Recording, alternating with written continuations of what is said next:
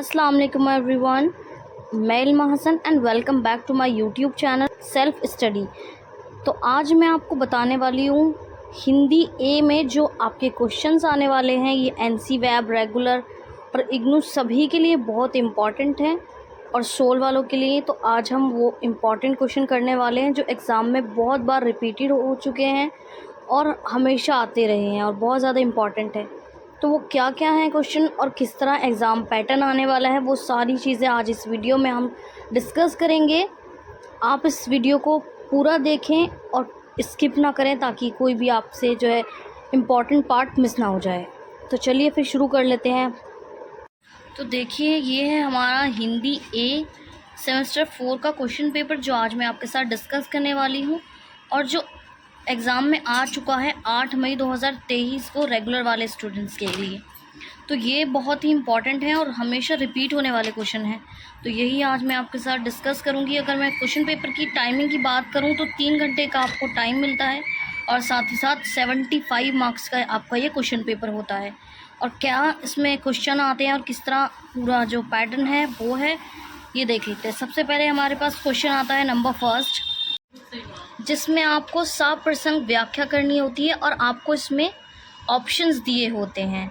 जिस तरह अथवा लिखा हुआ है, अथवा लिखा होता है, फिर 2 ऑप्शंस होते हैं क में जो कि 10 नंबर का होता है और साथ ही साथ फिर हमारे पास दूसरा ख वाला पॉइंट होता है, वो भी 10 नंबर का होता है। हमें उन चारों में से किसी 2 को करना होता है। हमें ऑप्शंस दिया होता है, उसमें से हमें अपनी मर्ज़ी से कोई चुनना होता है। कुछ लाइंस लिखी होती हैं जिसको हमने क्या करना होता है, अपनी लैंग्वेज में थोड़ा विस्तार में लिखना होता है, थोड़ा खोल कर लिखना होता है। ये इसमें पहले क्वेश्चन में आ जाता है। अब हम बात कर लेते हैं जी दूसरे क्वेश्चन की, जिसमें हमें क्या करना है। तो जी क्वेश्चन नंबर 2 कुछ इस तरह पूछा जाता है, हिंदी गद्य के उद्भव के कारणों पर संक्षेप में एक लेख लिखना है। यानी कि जो हिंदी उद्भव कैसे हुआ, क्या उसमें सारी जो कारण बने थे, क्या क्या रीजंस थे, उसके ऊपर हमें क्या लिखना है, एक पूरा ना डिस्क्राइब करना है उस चीज़ को, जो कि हमें 12 नंबर में दिया जाता है। साथ ही साथ हमें इसमें भी ऑप्शन मिलता है। यहाँ पर नाटक दिया हुआ है, स्वतंत्रोत्तर नाटक के विकास का संक्षिप्त परिचय दीजिए। तो इन दोनों में से किसी एक को हमें करना है, जो भी हमें इजी लगता है हम वो कर लेंगे और फिर उसके बाद हम नंबर 3rd क्वेश्चन पर पहुँच जाएंगे। तो इसमें क्या पूछा गया, मलबे के मालिक कहानी के शीर्षक की सार्थक पर विचार दीजिए। यानी कि जो उसका टाइटल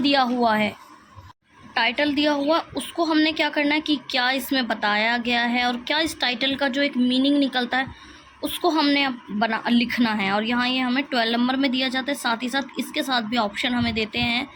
इसमें हमें ऑप्शन पूछा है जुलूस, जो हमने चैप्टर है वो मैं आपको पहले ही पढ़ा चुकी हूँ। मलबे का मालिक और जुलूस दोनों चैप्टर मेरे चैनल पर हैं। अगर आपने अब तक नहीं देखे तो आप जाकर विज़िट कर सकते हैं और फुल वीडियो देख सकते हैं इन दोनों चैप्टर्स का।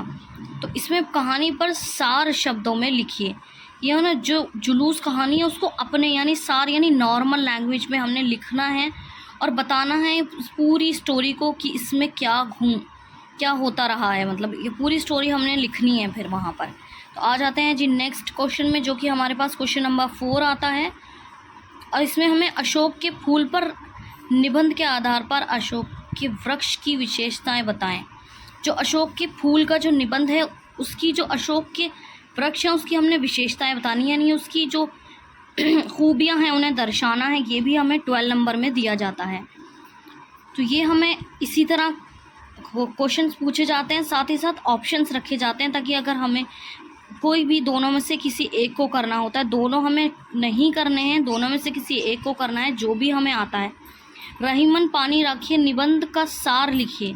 यानी कि जो क्या कहना चाह रहा है वो हमने लिखना है इसमें। और ये बहुत ही इम्पॉर्टेंट क्वेश्चन है। देखिए मैंने इम्पॉर्टेंट भी लिख दिया है यहाँ पे, क्योंकि ये हमेशा पेपर में आता रहा है। तो ये क्वेश्चन तो आपने ज़रूर तैयार करके जाने हैं जो मैं आपको बता रही हूँ। ये बहुत ही इम्पॉर्टेंट और अच्छे रिपीटेड हैं, तो ये ज़रूर करना है। और अगर अब तक आपने मेरी वीडियो को लाइक नहीं किया तो लाइक ज़रूर करें और अपनी फैमिली और फ्रेंड्स के साथ शेयर करें। तो चलिए बात कर लेते हैं क्वेश्चन नंबर 5 की। अंधेर नगरी से नाटक की, जो अंधेर नगरी का जो हमारे पास चैप्टर है उसमें नाटक में जो भी पूरी चीज़ें बताई गई हैं उसकी विशेषताओं पर उसकी जो खूबियां हैं उसको स्पष्ट करना है, उसके बारे में हमें बताना है। अंधेर नगरी आपने शायद चैप्टर पढ़ा होगा। अगर मुझे वक्त मिलता है तो मैं ज़रूर वीडियो अपलोड कर दूंगी इसका भी आप लोगों के लिए। और साथ ही साथ हमारे पास ये भी 12 नंबर का आ जाता है, तो इसमें भी हमें ऑप्शन देते हैं। यहाँ पर हमें चीड़ों की चांदनी, चीड़ों पर जो चांदनी है उस चैप्टर का जो वृत्तांत है, यानी कि जो उसमें जो भी हुआ है, जिस तरह जो राइटर हैं उन्होंने एक एक चीज़ को डिस्क्राइब किया है, इसी तरह हमने इस कथन की समीक्षा कीजिए। इसकी कथन की हमें समीक्षा करनी है, तो चलिए फिर आगे का काम कर लेते हैं। तो ये तो रही हमारे 5 नंबर क्वेश्चन की। अब हम बात कर लेते हैं नंबर 6। ये आखिरी क्वेश्चन है और बहुत इम्पॉर्टेंट है, हमेशा ये आएगा और इसमें से कुछ ना कुछ हमें एक टिप्पणी लिखने को दी ही जाएगी हमेशा। और 7 नंबर में टिप्पणी लिखने को देते हैं, वो किसी भी चैप्टर पर दे सकते हैं, किसी भी राइटर पे दे सकते हैं। और अगर आपने राइटर्स का अभी तक नहीं पढ़ा है, मैंने राइटर्स के बारे में भी पढ़ाया है, आप राइटर्स के बारे में पढ़कर जा सकते हैं और क्वेश्चन ज़रूर आता है। तो यहाँ पर जो यात्रा वृत्तांत है उसके बारे में हमने टिप्पणी लिखनी है, या ये जो कहानी दी है प्रेम, इसके बारे में हमने लिखनी है। इन दोनों में से किसी एक स्टोरी पर हमने क्या लिखनी है, संक्षेप में टिप्पणी आनी है, उसको पूरा डिस्क्राइब करना है अपने वर्ड्स में, और ये 7 नंबर में पूछा जाता है। तो यही हो, तो यहाँ पे हमारा इसी तरह का क्वेश्चन पेपर आता है।